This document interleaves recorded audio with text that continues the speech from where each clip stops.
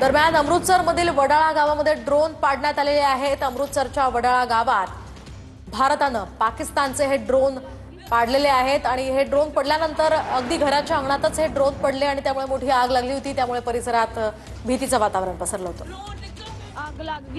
पंजाब मधलं खरं तर अमृतसर शहर हे पाकिस्तान आणि भारत सीमेपासून अगदी जवळ आहे आणि कालपासून या अमृतसर शहराला जे आहे पाकिस्तानकडून टार्गेट केलं जाते। मात्र काल केलेल्या ड्रोन हल्ल्यामध्ये पंजाब जवळच्या अमृतसर जिल्ह्यामधलं जे गाव आहे वडाळा भटिवडे, या गावामध्ये ड्रोन बॉम्ब जो आहे तो पडलेला आहे।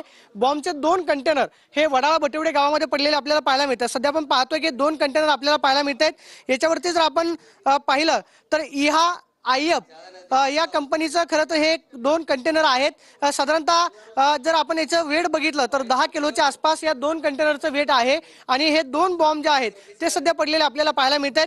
सध्या आर्मीचे जवान आपण पाहतोय की या ठिकाणी पंजाब पोलीस जे आहे ते तैनात करण्यात आलेले आहे। मात्र या परिसरामध्ये ज्यावेळेस हा बॉम्ब पडला त्यावेळेस घबराटीचं वातावरण निर्माण झालेलं होतं, कारण ज्यावेळेस ड्रोन या ठिकाणी पडला त्यानंतर या ठिकाणी आग जी आहे ती मोठ्या प्रमाणावरती लागली। मात्र सध्या आपण पाहतोय की हे ड्रोन जे आहेत ते सध्या खरं तर भारताच्या दिशेने पाठवले जातात। मात्र दुसऱ्या बाजूला बॉम्ब स्क्वॉड जे आहे ते अगदी थोड्या वेळात या ठिकाणी दाखल होते। मात्र सगळ्यात महत्त्वाचं म्हणजे आपण जर या ठिकाणून नजर टाकली तर हे आपल्याला एक्सप्लोजिव्ह जे आहेत ते आपल्याला पाहायला मिळतात।